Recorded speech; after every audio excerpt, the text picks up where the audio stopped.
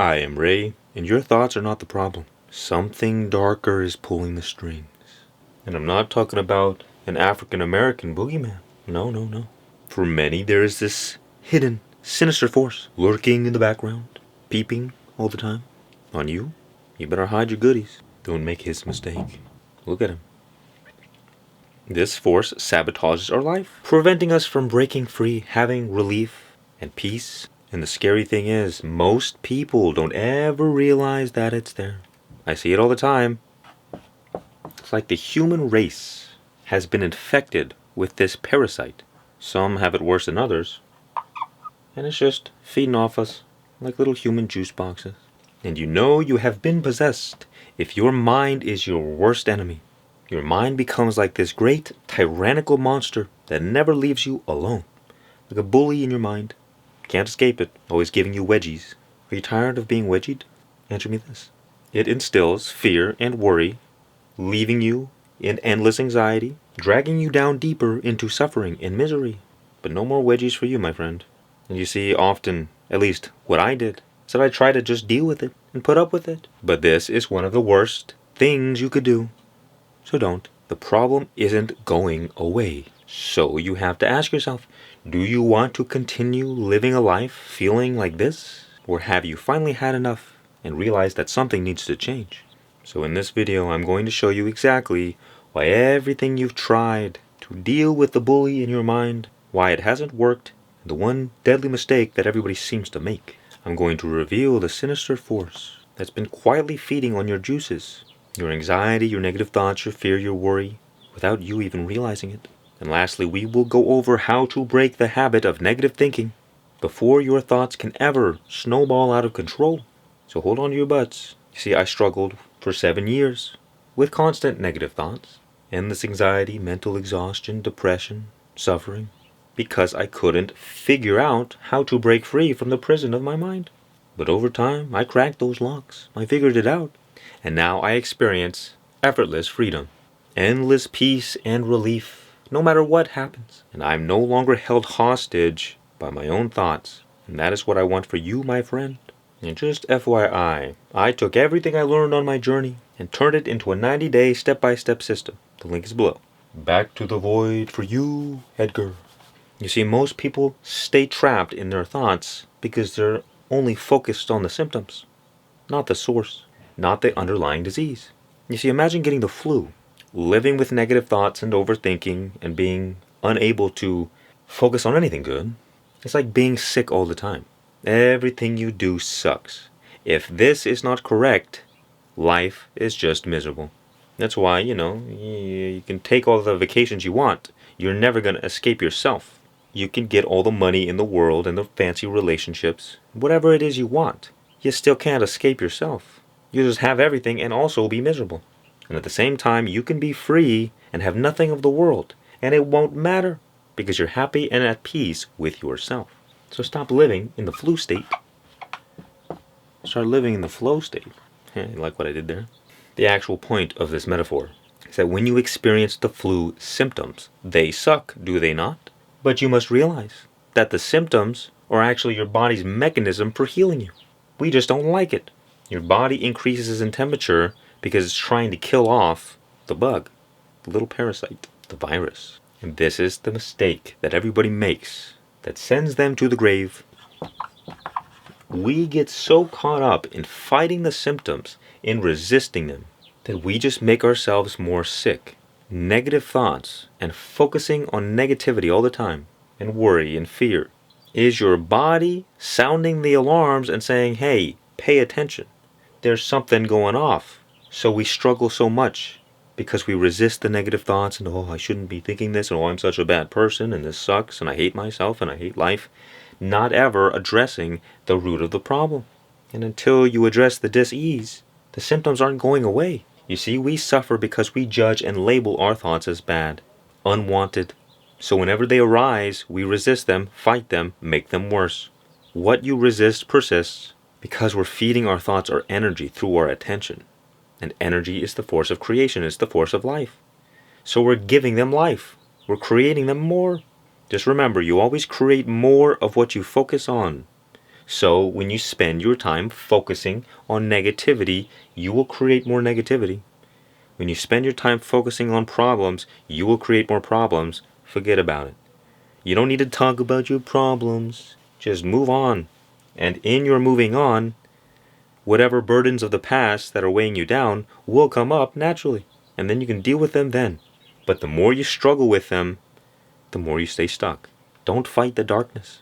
Resist not evil. If we were to just listen to our body, our system, what it's trying to tell us, we would have a little bit of relief to actually deal with the problem, the true problem. So, just a heads up. We can't do anything until we stop reacting to the symptoms. We gotta stop fighting our thoughts. End the inner war. Because you cannot have war and peace at the same time. Do you think this was possible? It is not possible. I tell you, I promise you that. It is not possible. This is why this can be tricky. Because almost any interaction with your negative thoughts at all is making them worse. You got like really a few options. The first option that I recommend, you must master this first, is non-reaction. That doesn't mean ignoring them. It means observing them, facing your negative thoughts, and practicing not reacting. Because what will happen, like the African American boogeyman in your closet, so long as you don't open the door or look under your bed, the boogeyman exists in your imagination, and it will continue making you afraid. Our negative thoughts persist because we don't face them, and because we're fighting them or running away. When you fight something or run away from something, you tell your body, hey look, there's a threat, you need to freak me out. It's time to get freaky. Send me into a downward spiral, why don't you? I'm down. Yes, you are down. Down, down, down. But are you up for change? That's the question. You gotta peek in the closet and underneath your bed and see that there is no Afro boogeyman. The boogeyman does not have an afro because he does not exist. And so there's nothing to be afraid of. Same thing happens when we face our negative thoughts. Oh, look at that. Thoughts are just thoughts. They have no power. I was afraid of them. And you also teach yourself, oh, not to be afraid. You have to see with your direct experience that thoughts have no power. That we are the ones that give them meaning. And through the meaning that we give them determines whether or not they ruin our lives or actually help us. Does it make sense? And then the second way we can deal with our thoughts, which is not recommended at first, but you can do it. And that is positive thinking. You can replace a negative thought with a positive one. Now, the reason that this can not work sometimes is because you can get into this kind of frightened state. Like there's a big T-Rex and you're just, you stay back, positive thoughts. You start going to war with your mind, but now you're just using positive thoughts. Like throwing water balloons at the T-Rex. You stay back, get away from me. You're still teaching your body, hey, be afraid. The trick is, if you find yourself struggling and fighting and resisting with your thoughts, wrong, not good. If you can calmly replace negative thoughts with positive thoughts, congratulations, good job. It's all about relaxing into the present moment, facing the thoughts, telling your body there is no threat. Because the reason we get stuck in these loops is that the body is sending us into fight or flight, as if there is a grizzly bear chasing us. The body doesn't know whether or not our thoughts are actually a threat or not. It just knows. Alarm, alarm, alarm, threat, deal with it, deal with it, deal with it. And you see, the reason we got into this situation in the first place was because we were reacting negatively to something. Whether that was trauma from the past or reacting negatively to our thoughts, in which they go stronger and stronger and stronger until they completely possess us. And usually the negative thoughts begin because of some kind of trauma. So if we want some relief, we have to practice managing our reactions to our thoughts, to our experiences, learning to observe, to just look. And when we can create a bit of space between ourselves and our thoughts, now we have ears to hear. We have a little bit of openness to try and decipher the message that our negative thoughts are trying to show us. Now I want you to imagine your mind like a computer. It's Somewhere along the way, a virus got in past your firewall, and it's been replicating itself ever since. And it's grown stronger and stronger and stronger until now it just hijacks your thoughts, fuels your anxiety, sabotages your peace without you even realizing it. I call this the monster mind. And what it is, basically, is the parasitic ego. And what it does is it feeds off your negative thoughts, your negative feelings. Think of it like an evil fisherman, just fishing. It knows exactly the right bait that's perfect for you. It looks and scans you for your trauma. Where are the weaknesses? And it says, oh, okay, here's the weaknesses. Here's their trauma. Now let's poke it. Poke at it, poke at it. And then they get you to react. And because you react, you feed it your emotions. You feed it your energy. It grows stronger, you grow weaker. Now everybody, most people, have this little thing here. Oftentimes it's not strong enough for them to actually change or pay attention. Only when we suffer so much do we wake up to the fact that something is wrong. But the parasitic ego doesn't want you to know that it's there. Because the moment you know that it's there, its survival is threatened. It's like its own living thing. It doesn't want to die. So it's going to prevent you from ever realizing that it's there. And you see this all the time. When people get triggered, their resources get channeled from their rational brain into their body, into an emotional state, so they don't rationally think and pay attention to this. Take an example like a feminist. A lot of feminists have this, because all you gotta do is poke them in the feminist button, and they go off. The monster mind has a field day. Tasty buffet. Because in that moment, when they're freaking out, they're wasting a lot of their energy and feeding this underlying toxic identity. Now, if you do not know, the ego and the mind in general, it is the source of identity. Identity is like this little box from which we live our life, and it's the collection of stories, ideas, beliefs, personality traits. I think you get the idea. And the more attached we are to this little prison right here, the more triggered we get. This is like our little safety box. And most often, for most people, it's not that bad. You know, it might be a prison, but at least there's a pillow.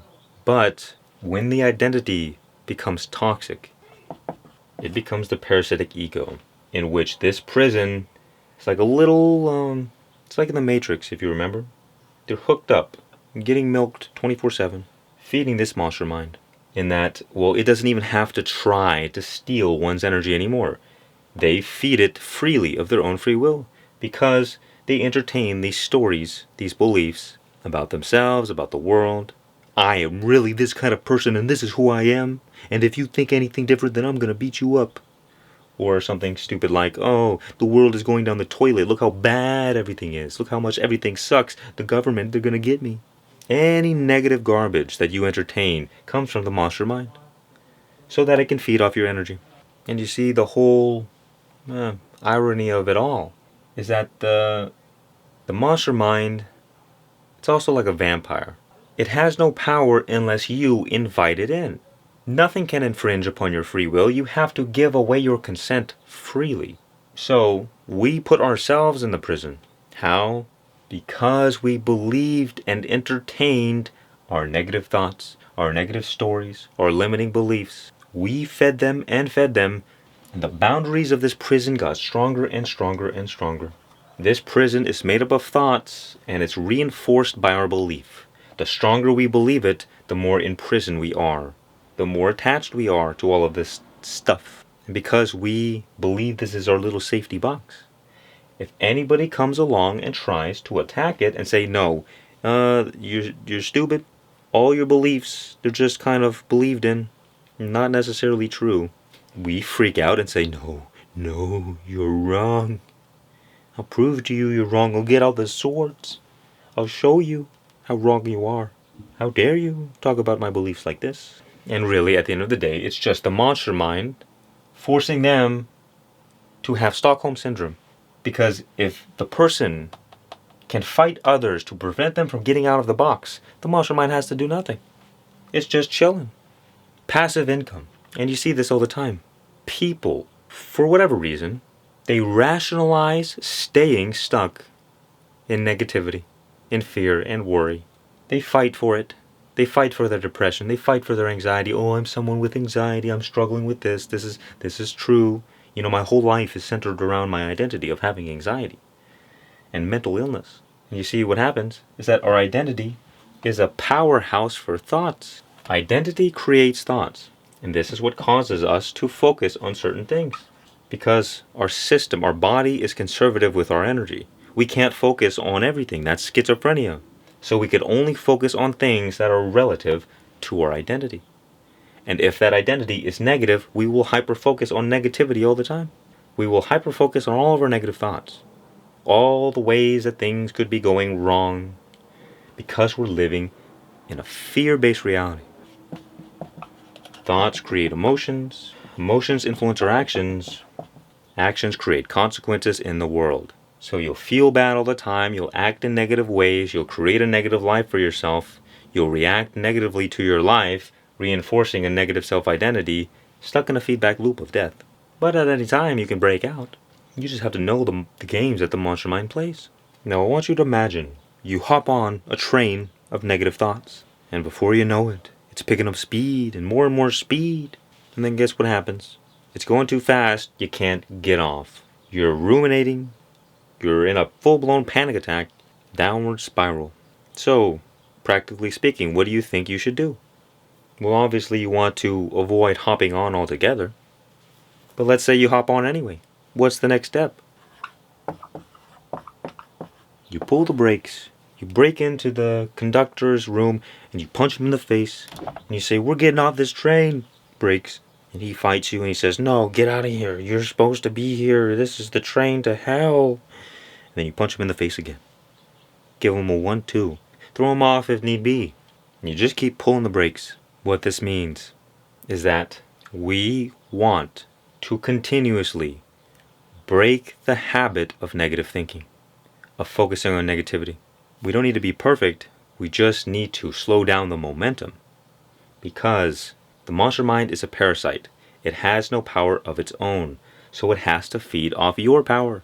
The moment you take away your power, it has nothing to feed off of. The negative thoughts go away eventually on their own. So what do? We stop feeding our thoughts one day at a time. By breaking the momentum, pulling the brakes. And it really all begins with awareness. Awareness alone breaks the momentum. If you can begin to pay attention every time you find yourself ruminating, focusing on negativity, make the intention to become more aware of this. In that moment in which you catch yourself, you will gain a little bit of power to say, do I want to continue ruining my life like this? And then you can just go do something else. Because the mind can only focus on one thing at a time.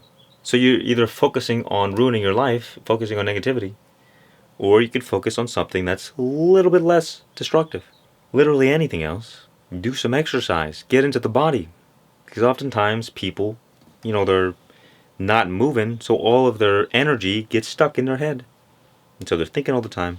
And in meditation, if you can practice the power of observation, just allowing your negative thoughts to be as they are, just watch the thoughts come and go as clouds passing in the sky, you develop this power of non-reaction. So during your day, you find yourself ruminating, you're aware of it, and then you can see it, and you're not so pulled into them anymore. And once you develop this habit of becoming more aware and observing, your negative thoughts lose their power over you. And you take your power back. You become stronger and stronger and stronger, and the monster mind becomes weaker. You stop pouring fuel onto this fire through reacting to your negative thoughts and fighting them and running away from them. And once you find a little bit of relief, you can begin exploring, well, what is the root of the problem? What is the underlying disease?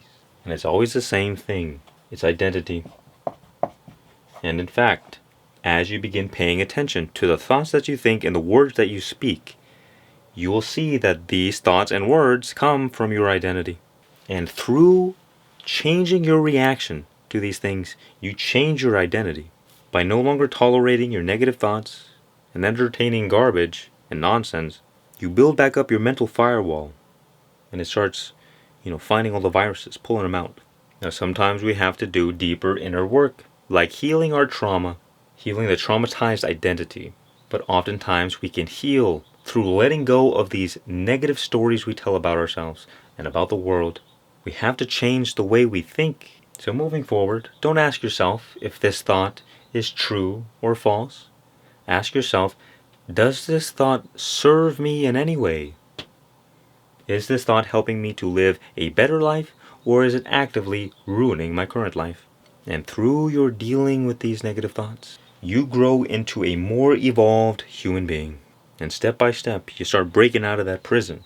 You realize, oh wait, I don't have to believe this. I don't have to entertain this garbage. And day by day, you feel a little bit more relief, a little bit more freedom, till eventually you stop reacting to your thoughts altogether, and they have no more power over you. And if you want a simple step-by-step system, so you don't have to wander aimlessly like I did, trying to figure it out all on your own, click the link below. I am Ray, much peace and many blessings. And remember, just be.